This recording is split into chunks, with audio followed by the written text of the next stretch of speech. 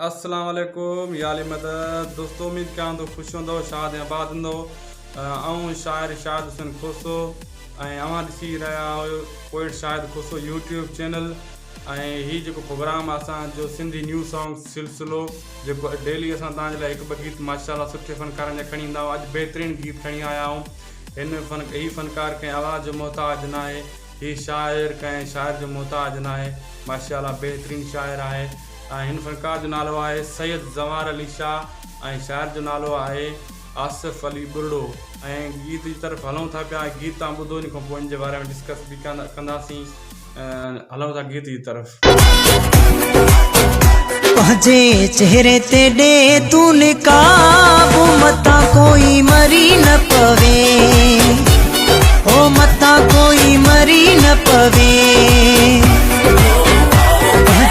चेहरे ते ॾे तू निकाब, मता कोई मरी न पवे, ओ मता कोई मरी न पवे।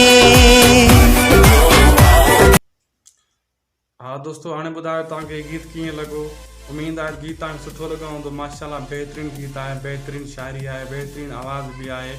ऐं अहिड़ा गीत असां तव्हां लाइ डेली खणी ईंदासीं, छो त के दोस्त चवंदा आहिनि यार सोशल मीडिया ते त अॼुकल्ह हर शइ मौजूदु आहे। दोस्तो इन जे लाइ असां खणी था अचूं, जो तव्हां यूट्यूब प्ले कंदव या उते सिंधी गीत लिखंदव त पहिरियों जेका टॉप ते फ़नकार आहिनि उन्हनि जा गीत अची वेंदा। अॼुकल्ह हर को वरी उन्हनि खे ॿुधे थो। ईअं न आहे जो ॿिया एतिरा फ़नकार सिंध में माशाल्लाह बहितरीनु फ़नकारनि जो उहे ग़लति ॻाइनि था। उन्हनि जी बहितरीनु आवाज़ आहे, बहितरीनु शाइरी आहे, मयारी शाइरी आहे, उहा बि ॿुधणु खपे तव्हांखे। इन जे लाइ असां हीअ बहितरीनु तव्हांजे लाइ सुठा सुठा गीत खणी ईंदा आहियूं, मयारी, जीअं तव्हां ताईं पहुचाए सघूं उन्हनि जी आवाज़ ॿुधी करे। ऐं तव्हां असांखे रिप्लाए ॾियो ऐं तव्हां अॻिते उन्हनि जी शाइरी वधायो। इन जे करे असां अहिड़ा गीत खणी ईंदा आहियूं। दोस्तो अगरि तव्हांखे इहो गीत खपे थो, तव्हांखे इन जी लिंक बि ॾींदासीं। ऐं सभिनी दोस्तनि खे मुंहिंजी रिक्वेस्ट आहे मुंहिंजे चैनल खे सब्सक्राइब कयो। अहिड़ा सुठा गीत, अहिड़े सुठा वीडियोनि जे लाइ असांजो चैनल सब्सक्राइब कयो, बेल आइकन खे दबायो ऐं लाइक कमेंट शेयर बि कयो। ठीकु आहे न, कमेंट बि ॾियो इन गीत ते, हर गीत ते तव्हां कमेंट ॾियो।